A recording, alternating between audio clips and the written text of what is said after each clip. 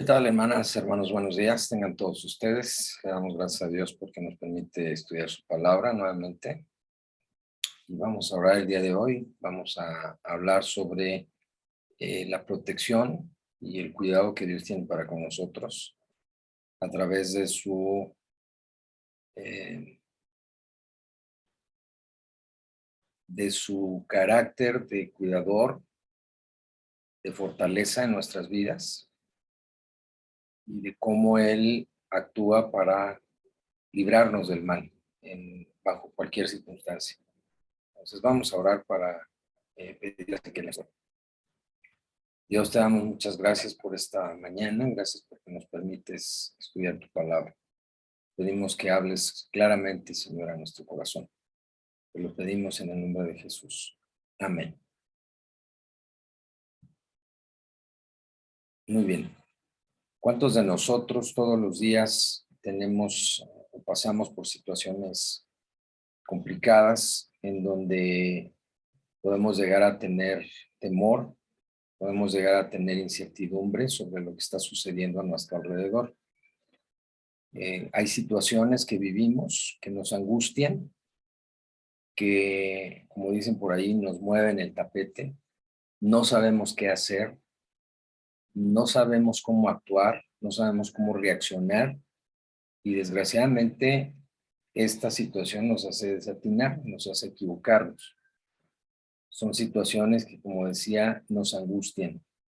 Por ejemplo, la enfermedad de un familiar, la unidad de la misma familia, ya sea el entorno inmediato, ¿no? Sería esposo, esposa, hijos, padres, hermanos.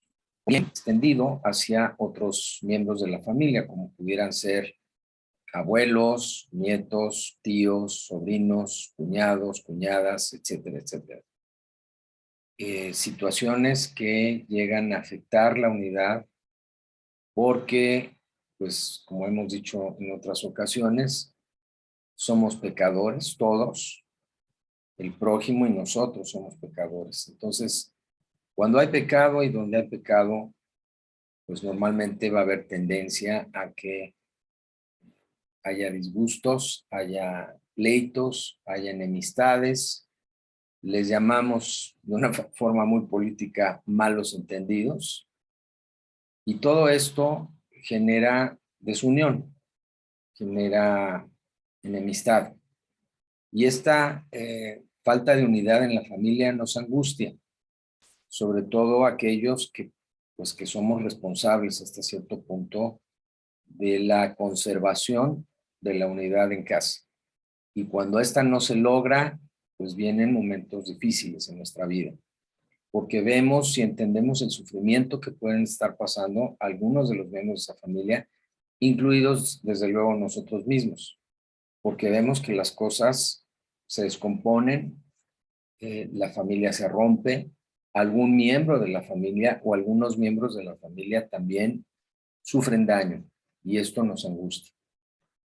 Por otro lado, también tenemos situaciones como la economía de la familia que pueden llegar a angustiarnos, a atemorizarnos, cuando vemos, por ejemplo, que por la situación económica no se puede llegar a enfrentar un gasto, que podrá llegar incluso a afectar la estabilidad, ¿verdad? Y pues esto puede derivar en muchas situaciones. Hay muchas familias que dependen en un gran porcentaje de la estabilidad económica y cuando esta no se logra, entonces la familia se divide, la familia se rompe, puede llegar a dar lugar a divorcios, a separaciones, a pleitos fuertes, porque no se supieron manejar los recursos o porque simplemente hubo una situación que alteró el equilibrio económico, la sanidad económica de la familia, y entonces no se sabe qué hacer, no se sabe cómo enfrentarlo, y vienen los pleitos y vienen las desuniones, etcétera, etcétera.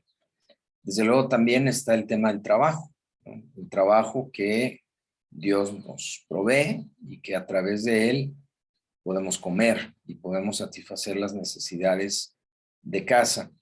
Ahora, ¿qué pasa cuando el trabajo, en primer lugar, no hay trabajo? Porque lo perdemos y entonces nos ha costado trabajo recuperarlo, obtener un nuevo trabajo, etcétera, etcétera. O cuando hay situaciones adversas en el trabajo que ya tenemos. Situaciones adversas como problemas, ¿no? Personales con algún miembro del equipo de trabajo en donde estamos y que puede llegar a convertirse en una situación intolerable, ¿no? Porque ya llegar al trabajo representa una situación de agobio, ¿no? De sentirse ya que no estamos allí, digamos, no empatamos, no coincidimos con la gente que trabaja allí o con alguna persona en particular, y ya se vuelve un calvario estar allí asistiendo todos los días porque no vemos que esto pueda ceder. O bien con alguna autoridad en el trabajo, un supervisor, el coordinador del área donde trabajamos o nuestro jefe, que puede ser, llegar a ser una situación pues también muy difícil, ¿no? Cuando la relación con el jefe inmediato o con el jefe del área o con el dueño de la empresa, pues ya se vuelve insostenible. Entonces, se llega uno a preguntar si vale la pena continuar en ese lugar de trabajo. Y cuando no hay de otra, porque no se puede conseguir alguna otra opción viable, pues entonces también se convierte en una lápida, ¿no? Que tenemos que cargar todos los días acudiendo a ese lugar de trabajo donde pues sabemos que la situación no es buena. Y desde luego que si estas situaciones con el jefe o con el dueño de la empresa, o si es una institución pública, pues con el director o el jefe de área, pues nuestro trabajo entra en riesgo. ¿Por qué? Pues porque simple y sencillamente si nosotros no le caemos bien a esa persona o no nos llevamos bien con ella, pues en la primera oportunidad, ténganlo por seguro, va a haber la manera de movernos de allí, ¿no? Porque pues tampoco estas personas estarán a gusto con nuestro trabajo o con nuestra actitud o lo que sea que precisamente tense la relación. Entonces, entramos en estrés, entramos en angustia porque vemos nuestro trabajo peligrar. Y desde luego la situación en el mundo. Lo que está pasando ahorita, por ejemplo, allá en Ucrania, nos preocupa. A lo mejor algunos dicen, no, pues a mí no me importa y lo que pase allá y finalmente aquí yo estoy bien. Bueno, hasta cierto punto tiene razón. Sin embargo, las repercusiones a futuro pueden llegar a afectar a la humanidad o a cierta nación o la economía de nuestro país si esto llegara a extenderse, ¿no? ¿Por qué? Pues porque estos países que están en conflicto, pues son proveedores, ¿no? Ya en un mundo globalizado de ciertos servicios, de ciertos bienes, de ciertos insumos, que de alguna manera llegamos a necesitar acá de este lado del mundo.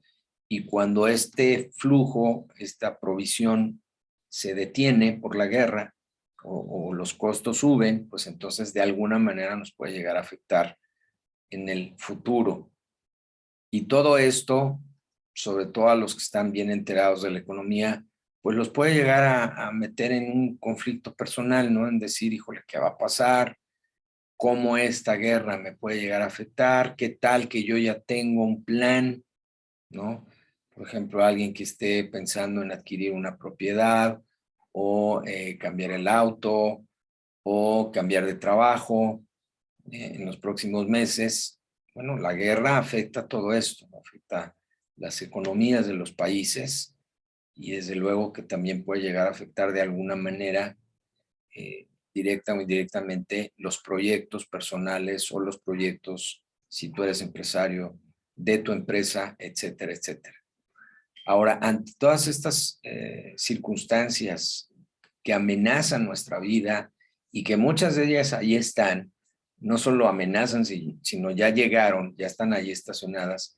Ante todo esto, hermanos, amigos, Dios ofrece una solución. Y vamos a ver varios puntos dentro del carácter de Dios, dentro de la manera en cómo Dios actúa con nosotros, cómo Él nos ofrece varias protecciones, digamos, ¿no? Cuando acudimos a alguna compañía aseguradora para proteger alguno de nuestros bienes o nuestra vida misma, en fin, nuestra salud, casi siempre dicen, bueno, el seguro que te estoy ofreciendo ofrece estas protecciones. Y entonces viene una lista. Bueno, ¿quién es el protector por excelencia? Pues Dios, a través de Jesucristo. Y vamos a ver hoy, en esta mañana, desde luego la lista no es exhaustiva, es solamente enunciativa, digamos. Vamos a ver algunos puntos en donde Dios nos ofrece protección. Y el primero es el amparo. Yo busqué en el diccionario la definición de lo que es un amparo o de lo que es el concepto de amparar y encontré lo siguiente. La primera definición es proteger. Amparar es proteger. Amparar también es favorecer a una de las partes en conflicto. Segunda definición, valerse del apoyo o protección de alguien o de algo. Valerse del apoyo o protección de alguien o de algo. Tercera definición, defenderse o guarecerse. Todo esto es amparar. Defenderse o guarecerse.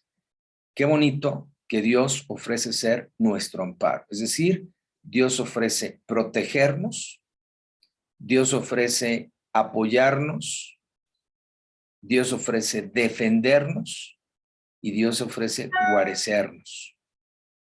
Wow. Cuando, por ejemplo, vemos que se está poniendo difícil el clima y que las nubes están negras y que quizás no tenemos una forma inmediata de protegernos y no llevamos, por ejemplo, una sombrilla o una chamarra, un abrigo que nos pueda proteger y vemos que ya empezar a llover, decimos, corre a guarecerte, ¿no? Es decir, ir a un lugar donde evitemos mojarnos y que esta lluvia nos pueda llegar a causar una enfermedad respiratoria, por ejemplo, o que nos podamos llegar a mojar los pies o los zapatos o la ropa o la cabeza, en fin, y no queremos que eso suceda, entonces corremos a guarecernos. Dios ofrece ser esa guarida, esa protección de todos los elementos externos. Vamos a hablar también de los enemigos que podemos llegar a tener. Recordemos que la vida cristiana dice nuestra lucha no es contra sangre y carne. Entonces, el cristiano tiene diferentes tipos de enemigos, ¿verdad? Que Dios conoce y de los cuales Dios ofrece protegernos también.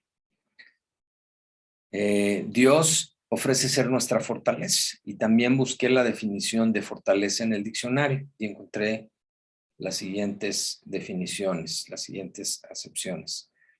Primero, fuerza y vigor.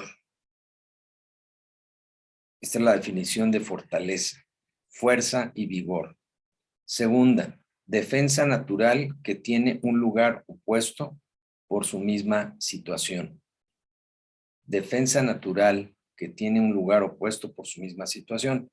Tercero, recinto fortificado, como un castillo, una ciudadela, etc. Ahora, juntando estos dos conceptos, que Dios ofrece ser nuestro amparo y Dios ofrece ser nuestra fortaleza, vamos al Salmo 46 y vamos a ver varias partes de este Salmo. Primera parte de los versículos 1 al 3, segunda parte del versículo 7 y tercera parte que vamos a leer esta mañana de los versículos 8 al 11. Y dice así: Dios es nuestro amparo y fortaleza, nuestro pronto auxilio en las tribulaciones. Por tanto, no temeremos aunque la tierra sea removida y se traspasen los montes al corazón del mar, aunque bramen y se turben sus aguas, y también tiemblen, los montes a causa de su braveza.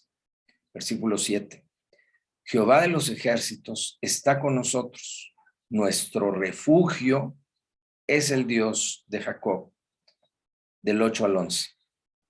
Venid, ved las obras de Jehová, que ha puesto asolamientos en la tierra, que hace cesar las guerras hasta los fines de la tierra, que quiebra el arco, corta la lanza y quema los carros en el fuego.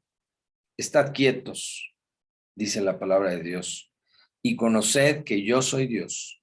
Seré exaltado entre las naciones, enaltecido seré en la tierra. Jehová de los ejércitos está con nosotros. Nuestro refugio, otra vez, nuestro refugio es el Dios de Jacob. Y me regreso al versículo 1, en donde enfatizamos, de acuerdo al estudio de esta mañana, Dios es nuestro amparo y fortaleza, nuestro pronto auxilio en las tribulaciones. Hermanos, tribulaciones van a venir todos los días, incluso. Algunas más fuertes que otras. Habla, por ejemplo, de la remoción de la tierra, que un monte se puede llegar a traspasar al mar, que las aguas braman y se turban y los montes tiemblan, dice. O sea, Dios está hablando de un ejemplo extremo, ¿verdad? Desde luego que nuestros problemas, en forma comparativa a todo lo que acabo de mencionar, pues pudieran parecer pequeñitos. Sin embargo, Dios pone de ejemplo estos elementos de la naturaleza para mostrarnos que pase lo que pase, hermanas y hermanos, pasemos por la tribulación por la que pasemos, dice aquí que Dios es nuestro amparo y fortaleza. No sé por qué tribulación, situación difícil estés pasando esta mañana. Incluso puede ser una tribulación de tu alma. Puede ser que por fuera todo está bien, pero acá adentro, en tu corazón, en tu mente, hay toda una tempestad.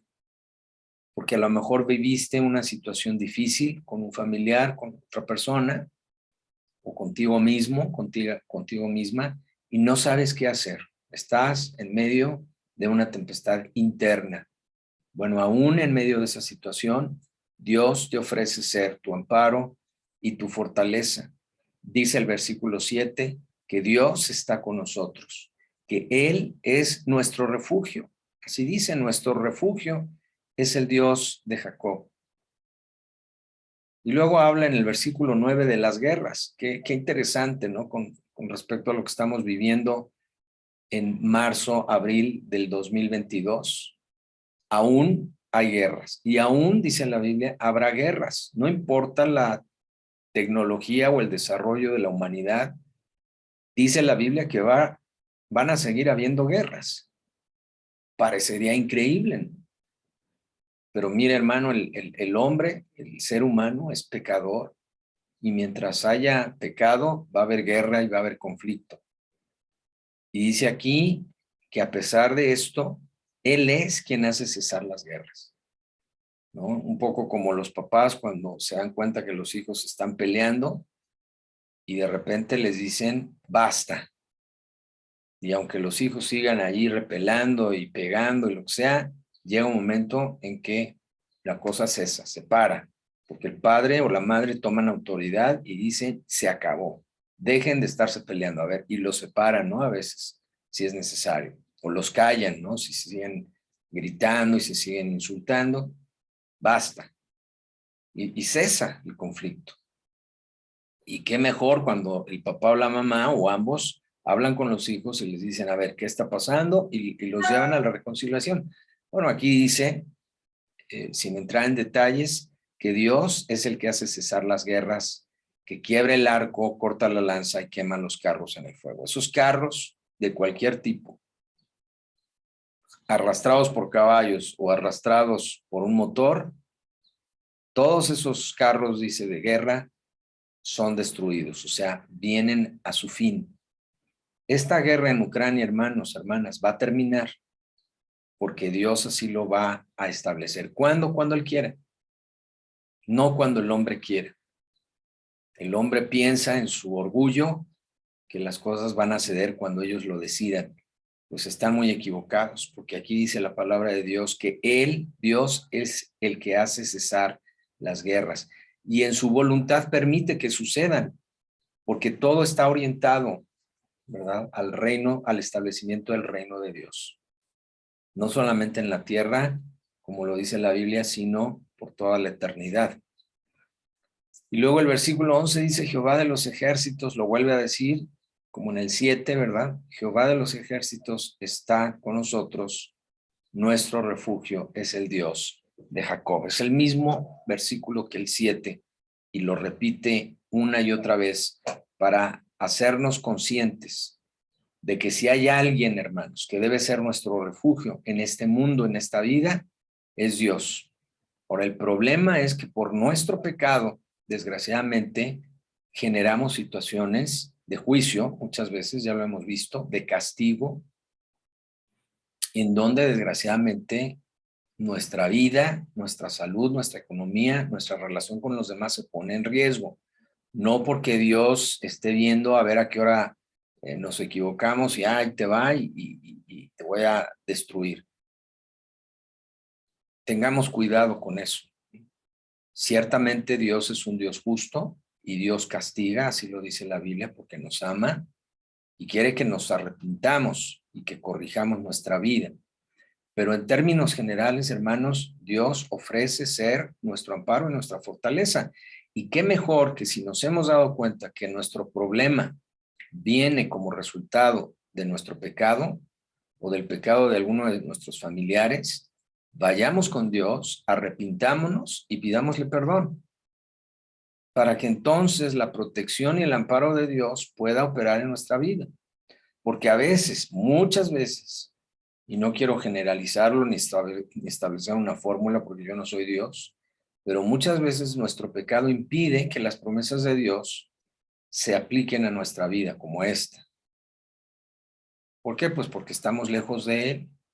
¿Cómo queremos que Dios obre en nuestra vida con misericordia, con protección, con su cuidado, si a mí no me interesa porque estoy tomado de alguna situación de pecado y estoy aferrado a ella y no quiero arrepentirme y no quiero confesar mi pecado y no quiero reconocer que estoy mal? Bueno, pues dice la Biblia que va a venir juicio sobre nosotros. Y hay muchísimos ejemplos en la palabra de Dios que hablan sobre esto. Pero lo que sí es una verdad, hermanos, es que si yo busco a Dios para que Él sea este amparo y esta fortaleza, Él lo va a hacer. Otro punto, Dios ofrece ser nuestro abogado. ¿Cuántos hemos pecado? Pues yo el primero, ¿no? La Biblia dice, por cuanto todos pecaron y están destituidos de la gloria de Dios en Romanos. Ahora, ¿qué pasa si ya pequé? Bueno, vamos a Primera de Juan, capítulo 2, versículo 1. Primera epístola de Juan, capítulo 2, versículo 1. Dice así, hijitos míos, estas cosas os escribo para que no pequéis. Y si alguno hubiere pecado, abogado tenemos para con el Padre, a Jesucristo el justo. Probablemente, hermana, hermano, tú o algún familiar o toda tu casa estén en este momento pasando por una situación de juicios legales o incluso de pecado, ¿verdad? Y haya juicio en este momento sobre tu casa. Muy sencillo, arrepiéntete. Dile a Dios, yo reconozco que a causa de mi pecado estoy pasando por esta situación. Yo mismo incluso traje a mi vida esta situación. No fui cuidadoso. Por ejemplo, cuando los hijos andan mal o se meten en problemas o tienen incluso una situación de salud o su vida misma, tenemos que revisar en dónde nosotros fallamos. Muchos papás o muchas mamás, desafortunadamente, descuidan a sus hijos de alguna u otra manera, ya sea cuando son muy pequeños o ya sea cuando son adolescentes, jóvenes o adultos. si todavía están bajo su cuidado y su protección, desgraciadamente muchos padres se desentienden de sus hijos. Ni espiritualmente, ni físicamente, ni materialmente se ocupan de ellos. Y ahí dejan que anden como chinas libres por el mundo. Qué cosa tan tremenda. Necesariamente va a haber una consecuencia, hermanos. Ahora, ¿hay momento, hay oportunidad de arrepentirse? Desde luego que sí. Y por eso dice aquí este pasaje, si hubiere pecado, si alguno hubiere pecado, tiene abogado. Abogado para con el Padre. Es decir, Dios efectivamente castiga el pecado. Dice la Biblia que Dios no puede ver el pecado. Entonces yo vengo a Dios, al Padre, a través de Jesucristo, que es mi abogado.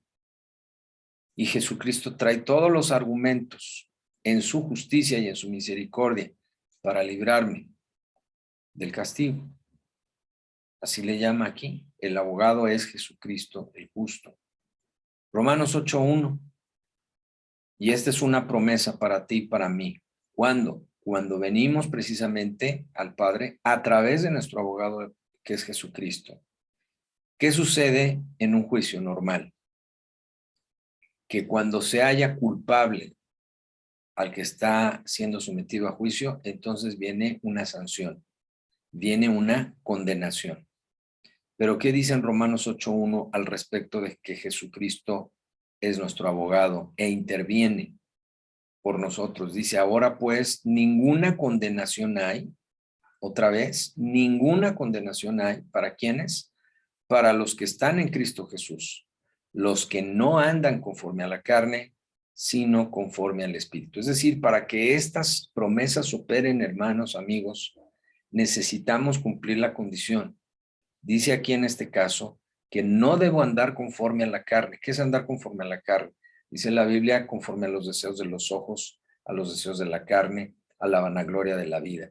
Si yo ando conforme a eso, estoy en la carne. ¿Va a haber condenación para mí? Sí, porque no estoy en Cristo. No estoy caminando por esta vida conforme al Espíritu, con E mayúscula. ¿Qué es andar conforme al Espíritu? Pues vivir una vida de arrepentimiento. Y no me refiero a irse a meter a un convento, un monasterio, a un lugar allá, quién sabe dónde. Estoy hablando de una vida en el diario vivir, una vida de arrepentimiento, de reconocimiento de nuestro pecado, porque somos pecadores, todos. Y todos los días vamos a pecar, desafortunadamente. Contra Dios, desde luego, pero contra el prójimo. ¿Qué tenemos que hacer cuando pecamos? Confesar nuestro pecado, reconocer nuestro pecado, dejar ese pecado, ¿verdad? Y pedirle a Dios que corrija, como el salmista. Examíname, oh Dios, y ve si hay en mí camino de perversidad. Y si lo encuentras, guíame por el camino eterno, dice. Y todos debemos reconocer que hemos tenido problemas de pecado. Juan capítulo 8, versículos 3 en adelante. Este es un pasaje muy, muy hermoso porque es la narración del caso de una persona que es sorprendida en el pecado y entonces los religiosos de su época llevan, es una mujer, llevan a esta mujer delante de Jesús para ver qué es lo que Jesús iba a hacer al respecto de la ley de Moisés, porque la ley de Moisés decía que si una persona era sorprendida en adulterio, entonces tenía que ser apedreada, ¿verdad?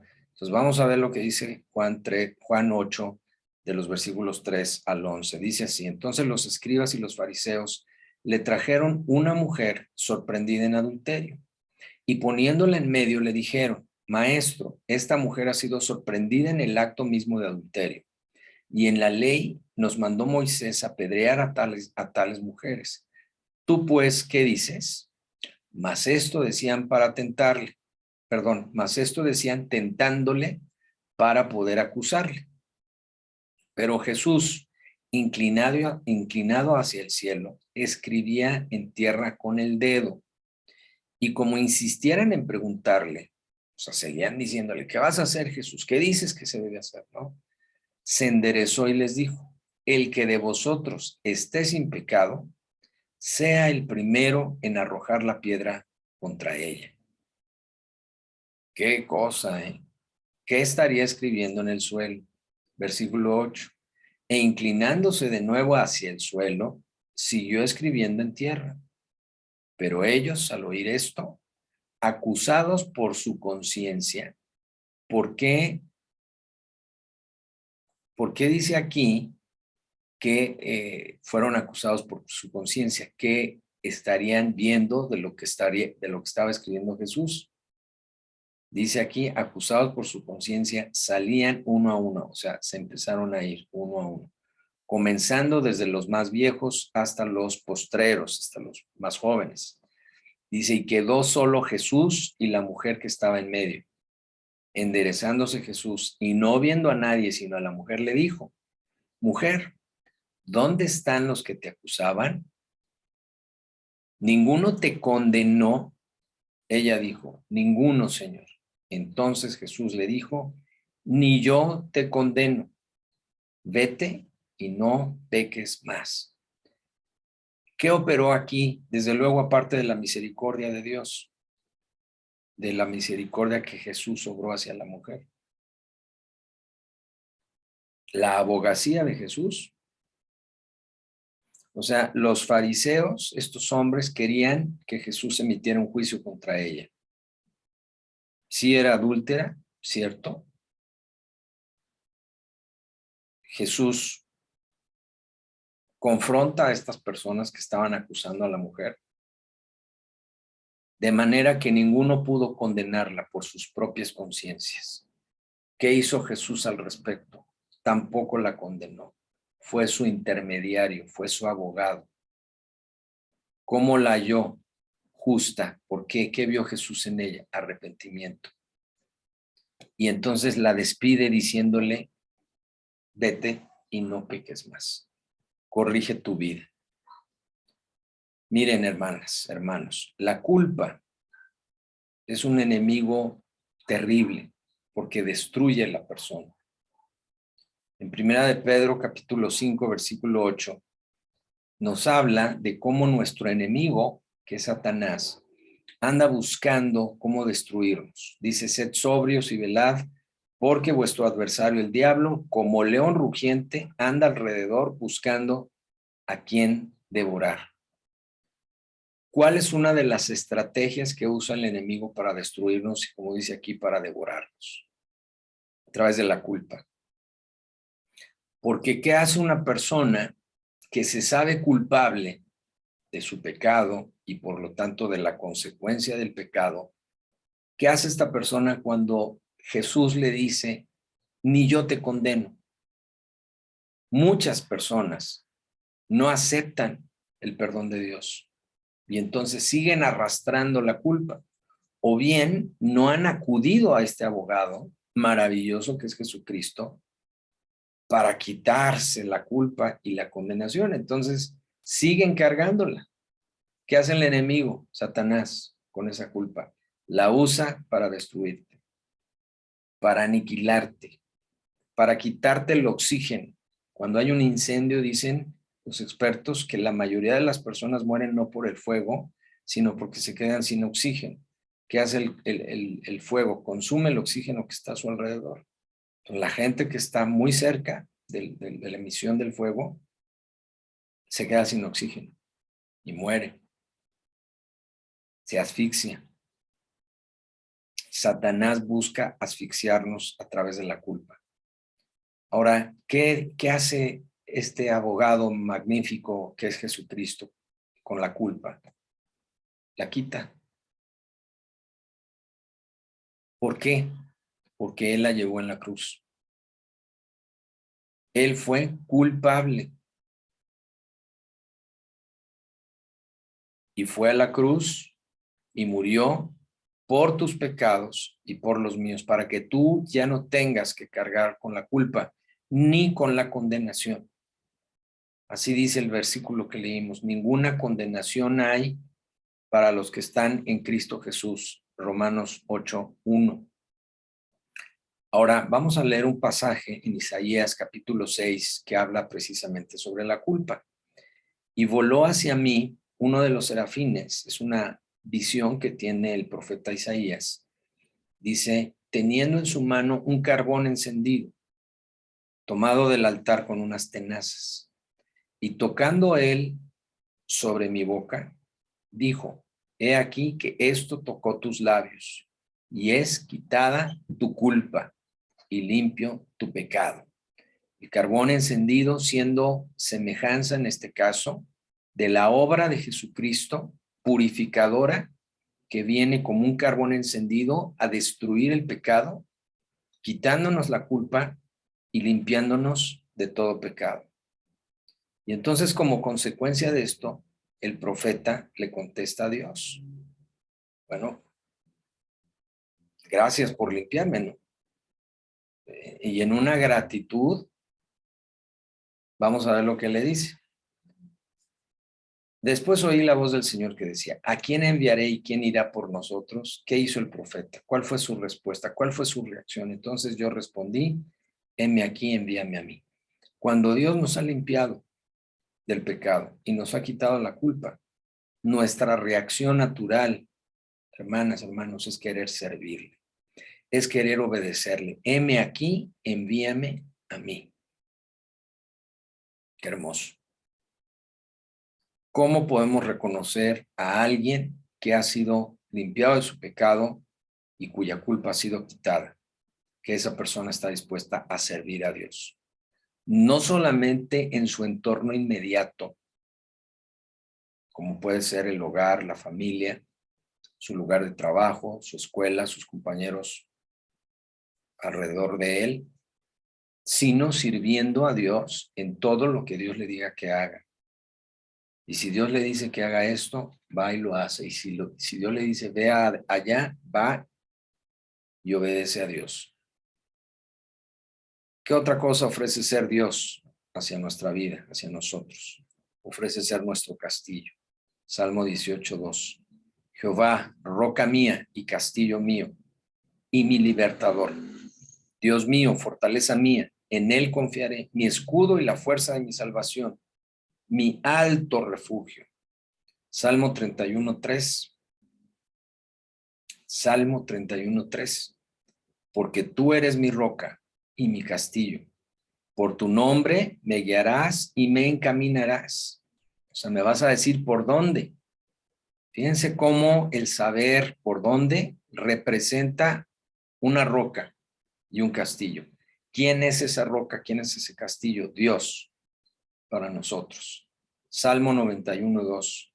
Diré yo a Jehová, esperanza mía y castillo mío, mi Dios en quien confiaré. Si hay alguien en quien podemos confiar, hermanos, hermanas, es Dios, que aquí dice que es nuestra esperanza y nuestro castillo. Salmo 144:2. Misericordia mía y mi castillo, fortaleza mía y mi libertador, escudo mío en quien he confiado, el que sujeta a mi pueblo debajo de mí, dice el salmista. Hermanos, hermanas, muchas veces necesitamos el apoyo de Dios para que podamos tener nuestros asuntos en orden, nuestra familia en sujeción. Qué tremendo cuando un hijo, una hija se quiere salir de esa protección, de esa sujeción, porque está enojado, porque está enojada. Muchas veces, ya lo dije antes, por nuestra culpa, porque no hemos sido buenos líderes, buenos padres, buenas madres. Entonces, estos hijos o estas personas que están a nuestro cuidado se salen de la protección. Y dice aquí que Dios es el que hace que esas personas que dependen de nosotros quieran seguir siendo protegidas por nosotros y desde luego por Dios, porque Dios es el que nos protege a nosotros. Y esto es muy importante, hermanos. ¿Cuántos padres, aún de hijos que ya están casados, todavía sufren angustia porque esos hijos han roto su relación con ellos, con ellas? No quieren saber nada de sus padres. ¿Por qué? Porque sus padres se equivocaron durante la crianza, cometieron errores y ahora Dicen, yo no quiero saber nada de ti y no quiero tu ayuda, no quiero tu protección, no quiero tu consejo, no quiero nada de ti. Qué tremendo, ¿verdad? Dice aquí que Dios es nuestra esperanza, Dios es nuestro libertador, Dios es nuestro escudo, Dios es nuestra misericordia, Dios es nuestro castillo. ¿Qué es lo que tenemos que hacer? Ya lo decíamos hace un momento, venir en arrepentimiento, confesar nuestro pecado y reconocerlo como nuestra única fortaleza, nuestro único amparo, en este caso nuestro castillo. ¿Qué otra cosa Dios ofrece ser al respecto, hermanos, hermanas? Dios ofrece ser nuestro protector y nuestro guardador. Dice el Salmo 121, le voy a dar lectura total. Dice, alzaré mis ojos a los montes. ¿De dónde vendrá mi socorro? Mi socorro viene de Jehová, que hizo los cielos y la tierra. No dará tu pie al resbaladero, ni se dormirá el que te guarda. He aquí no se adormecerá ni dormirá el que guarda a Israel. Jehová es tu guardador, Jehová es tu sombra a tu mano derecha. El sol no te fatigará de día, ni la luna de noche. Jehová te guardará de todo mal, él guardará tu alma. Jehová guardará tu salida y tu entrada desde ahora y para siempre. Gloria a Dios. Este salmo es precioso porque pues habla precisamente de todo lo que estamos estudiando esta mañana, ¿verdad? Dice, ¿de dónde va a venir mi socorro? Necesito ser ayudado, necesito ser socorrido. Y dice el versículo 2, mi socorro viene de Jehová. Tan poderoso es, hermanas, hermanos, que hizo, dice, los cielos y la tierra. No se va a dormir el que nos guarda. No se va a adormecer ni se va a ir por ahí, quién sabe a dónde. Él es nuestro guardador. Él es nuestra sombra a nuestra mano derecha. O sea, Él está siempre muy cerca de nosotros, protegiéndonos, guardándonos. Dice que Él nos va a guardar de todo mal. Él va a guardar sobre todo, dice, tu alma y tu entrada y tu salida, no solo ahora, sino para siempre. En el Salmo 16:1, el salmista que entendía todo esto, le hace una oración a Dios y le dice, guárdame, oh Dios, porque en ti he confiado. Y en el Salmo 17, versículo 7, dice, muestra tus maravillosas misericordias. Tú que salvas, fíjate, hermana, hermano, tú que salvas a los que se refugian a tu diestra. O sea, tú te debes venir a refugiar a la diestra de Dios. ¿Cuántos andan por allá desbalagados? Y Dios los llama, dice, con lazos de amor, se dice la Biblia. ¿Y qué hace la gente? No quiere. Quiere seguir lejos de Él, porque quiere permanecer en su pecado. Queremos que Dios nos cuide, pero pecando. No se puede. Yo tengo que arrepentirme, venir a Él y buscar su refugio. Entonces sí, dice, versículo 8, guárdame como a la niña de tus ojos, escóndeme bajo la sombra de tus alas, de la vista de los malos que me oprimen, de mis enemigos que buscan mi vida. O sea, Dios está consciente, hermanos, hermanas, de que tenemos muchos enemigos, materiales y espirituales, ¿verdad? Físicos y espirituales. Y de todos ellos dice la Biblia que Él nos guarda, Él nos esconde bajo la sombra de sus alas, dice aquí. ¿Qué otra cosa ofrece Dios, hermanas, hermanos? Ofrece ser nuestro sanador. Si estás enfermo, si estás enferma, si algún miembro de tu familia está pasando por enfermedad, dice aquí que Él es tu sanador. Vamos a ver Éxodo capítulo 15, versículo 26. Y desde luego hay muchos otros pasajes que hablan de cómo Dios, a través de Jesucristo, nos trae sanidad. Dice Éxodo 15, 26, si oyeres atentamente la voz de Jehová tu Dios, e hicieres lo recto delante de sus ojos, y dieres oído a sus mandamientos, y guardares todos sus estatutos, ninguna enfermedad de las que envié a los egipcios te enviaré a ti, porque yo soy Jehová, tu sanador.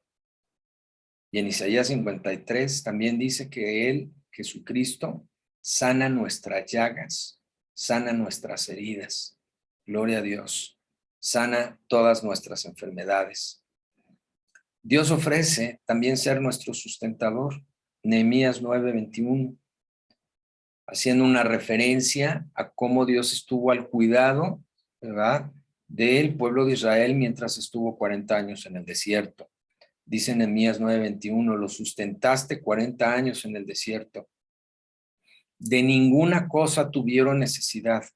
Sus vestidos, fíjense esto, súper interesante, no se envejecieron, ni se hincharon sus pies. Wow. Digo, yo sé que hay ropa que puede durar muchos años, pero 40.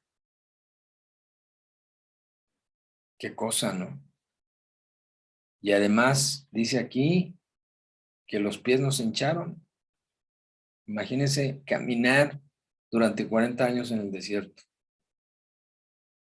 Y los pies como si nada, dice aquí. Salmo 119, 116. Susténtame conforme a tu palabra y viviré, y no quede yo avergonzado de mi esperanza. Susténtame conforme a tu palabra y viviré. ¿Quién es el que nos debe sustentar? Dios, no tu cheque quincenal, no el negocio que puedas llegar a concretar, no tu empresa. Susténtame conforme a tu palabra, dice, y entonces viviré. ¿A qué nos debemos aferrar? ¿Cuál debe ser nuestro alimento de todos los días? La palabra de Dios, hermanos. Deuteronomio 8:3. Tiene que ver con lo que estamos diciendo. Y te afligió, y te hizo tener hambre, y te sustentó con maná, comida que no conocías tú, ni tus padres la habían conocido, para hacerte saber que no solo de pan vivirá el hombre, mas de todo lo que sale de la boca de Jehová vivirá el hombre. Y aquí dice claramente el hombre, es decir, hablando de nuestra estancia aquí en la tierra. No solo de pan vamos a vivir, sino de la palabra de Dios que podemos encontrar en la Biblia. Y finalmente Dios ofrece ser nuestro Salvador.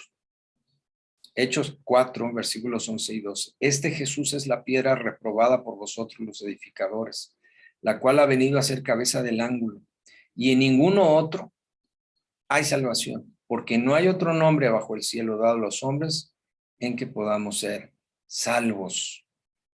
Y vamos también a ver Isaías 43, del 1 al 7. Dice, ahora sí, dice Jehová, creador tuyo, oh Jacob, y formador tuyo, oh Israel, no temas, porque yo te redimí, te puse nombre, mío eres tú.